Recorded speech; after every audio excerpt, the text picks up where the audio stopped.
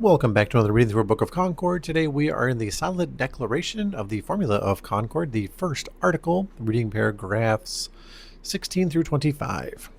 Now, this doctrine must be so maintained and guarded that it may not deflect either to the Pelagian or the Manichaean side. For this reason, the contrary doctrine concerning this article, which is censured and rejected in our churches, should also be briefly stated.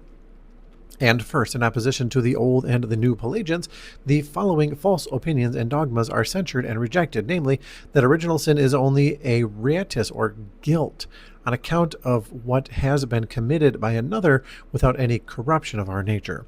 Also, that sinful evil lusts are not sins, but conditiones, or concreated and essential properties of the nature, or as though the above-mentioned defect and evil were not properly and truly sin before God, on account of which man without Christ, unless he be grafted into Christ and be delivered through him, must be a child of wrath and damnation, also in the dominion and beneath the power of Satan.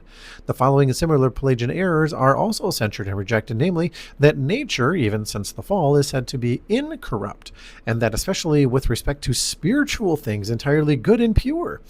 In naturalibus, that is, in its natural powers, it is said to be perfect.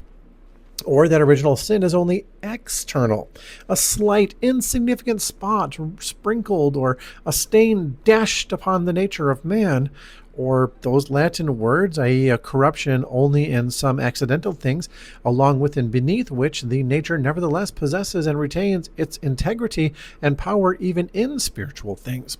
Or that original sin is not a despoliation or deficiency, but only an external impediment to these spiritual good powers, as when a magnet is smeared with garlic juice, whereby its natural power is not removed, but only hindered. And that's wrong. They didn't know science very well. Or that this stain can be easily washed away as a spot from the face or pigment from the wall.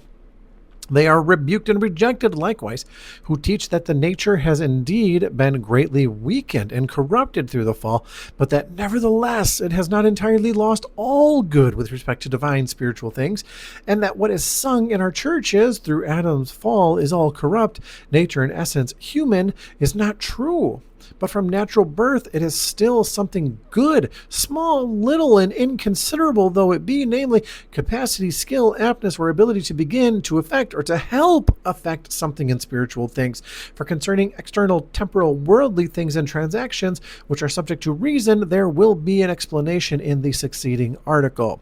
These and contrary doctrines of like kind are censured and rejected, for the reason that God's word teaches that the corrupt nature of and by itself has no power for anything good in spiritual divine things, not even for the least, as good thoughts.